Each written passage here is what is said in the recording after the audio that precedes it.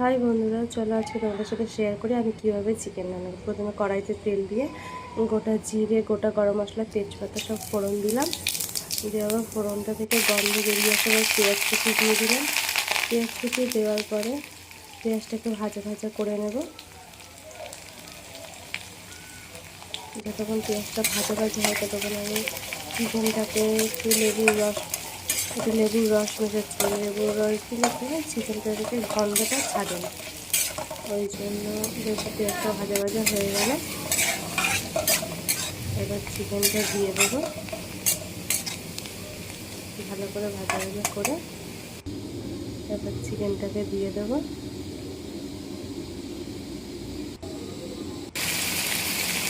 তো তোমাদের যদি আমার ভিডিও দেখতে ভালো লাগে তাহলে অবশ্যই কমেন্টে জানিয়ে, তাহলে আমি আরও চেষ্টা করবো আরও ভিডিও নতুন নতুন আনার। তো লবণ দিয়ে দিলাম, আদা রসুন বাটা দিলাম, দিয়ে এটাকে বেশ ভালো করে একটু নাড়াচাড়া করে নেব, একটু ভাজা ভাজা করে নেব। যতক্ষণ এটা ভাজা ভাজা হয় ততক্ষণ চলো একটা মশলার পেস্ট বানিয়ে নেওয়া যায়।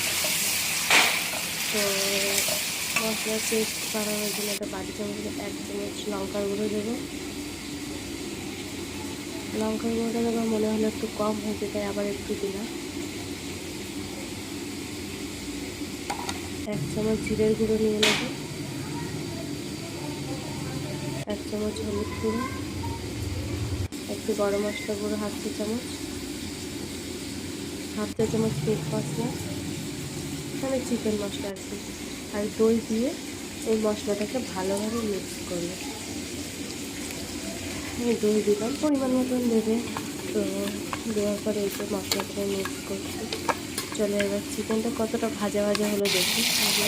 চিকেনটা আমার প্রায় ভাজা ভাজা হয়েই গেছে। তো এবার এই মশলাটাকে এর মধ্যে দিয়ে দেবো, একটু ভালো করে মশলাটাকে হালকা আর একটু জল দিয়ে গুলিয়ে মশলাটাকে চিকেনের মধ্যে দিয়ে দেবো।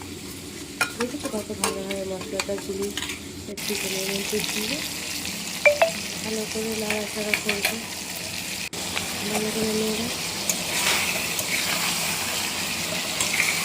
তারপর তেল বেরিয়ে আসা অবধি অপেক্ষা করবো।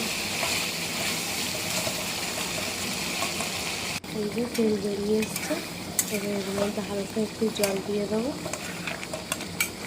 জল দিয়ে তারপরে কষা কষা রেডি নামাবো। দেখেছো মশলাটা কত সুন্দর হয়েছে। দেখো আবার চিকেন রেডি।